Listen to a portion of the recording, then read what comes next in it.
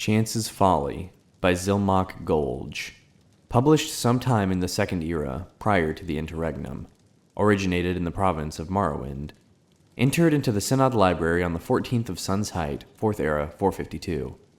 Dictated by head scribe Cassius Quill to the scribe initiate Maxima Brucius for transcription. By the time she was 16, Minerva Iolos had been an unwelcome guest in every shop and manor in Balmora. Sometimes she would take everything of value within. Other times it was enough to experience the pure pleasure of finding a way past the locks and traps. In either situation, she would leave a pair of dice in a prominent location as her calling card to let the owners know who had burgled them. The mysterious ghost became known to the locals as Chance. A typical conversation in Balmora at this time. "My dear, whatever happened to that marvelous necklace of yours?" "My dear, it was taken by Chance." The only time when Chance disliked her hobby was when she miscalculated, and she came upon an owner or a guard. So far, she had never been caught or even seen, but dozens of times she had uncomfortably close encounters.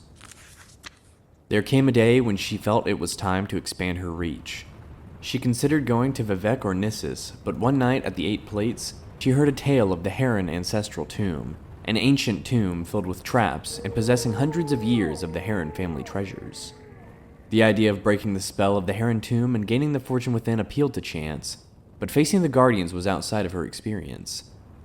While she was considering her options, she saw Ulster Moresby sitting at a table nearby, by himself as usual.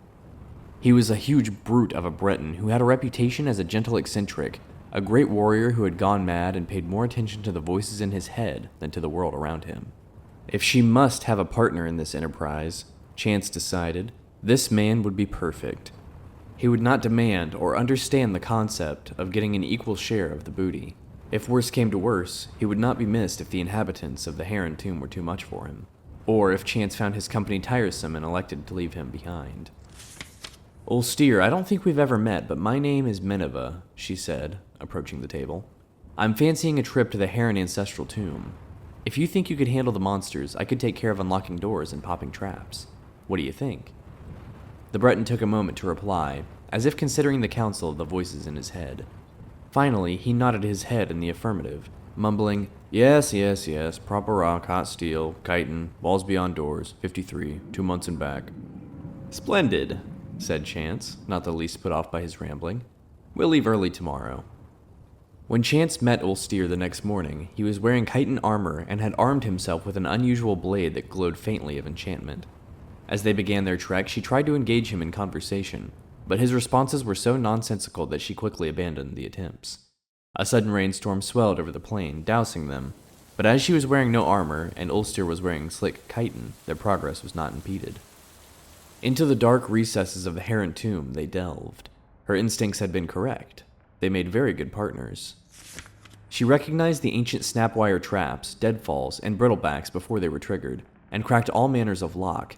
Simple tumbler, combination, twisted hasp, double catch, varieties from antiquity with no modern names, rusted heaps that would have been dangerous to open even if one possessed the actual key. Ulster, for his part, slew hordes of bizarre fiends, the likes of which Chance, a city girl, had never seen before. His enchanted blade's spell of fire was particularly effective against the frost atronachs. He even saved her when she lost her footing and nearly plummeted into a shadowy crack in the floor. "Not to hurt thyself," he said, his face showing genuine concern. "There are walls beyond doors in 53.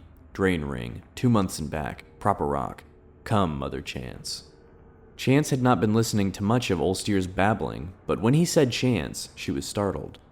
She had introduced herself to him as Minerva. Could it be that the peasants were right, and that when madmen spoke they were talking to the Daedra prince Sheogorath, who gave them advice and information beyond their ken?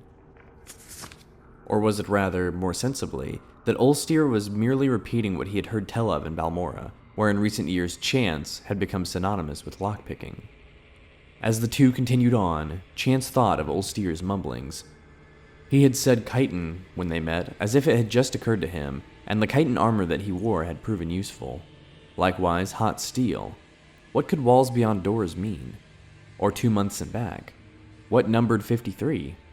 The notion that Ulster possessed secret knowledge about her and the tomb they were in began to unnerve Chance. She made up her mind to abandon her companion once the treasure had been found. He had cut through the living and undead guardians of the dungeon.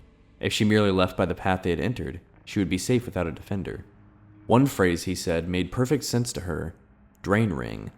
At one of the manors in Balmora, she had picked up a ring purely because she thought it was pretty. It was not until later that she discovered that it could be used to sap other people's vitality. Could Ulster be aware of this? Would he be taken by surprise if she used it on him? She formulated her plan on how best to desert the Breton as they continued down the hall. Abruptly, the passage ended with a large metal door secured by a golden lock. Using her pick, Chance snapped away the 2 tumblers and bolt, and swung the door open. The treasure of the Heron Tomb was within.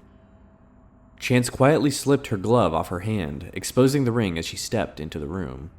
There were 53 bags of gold within. As she turned, the door closed between her and the Breton. On her side, it did not resemble a door anymore, but a wall. Walls beyond doors. For many days, Chance screamed and screamed as she tried to find a way out of the room. For some days after that, she listened dully to the laughter of Sheogorath within her own head.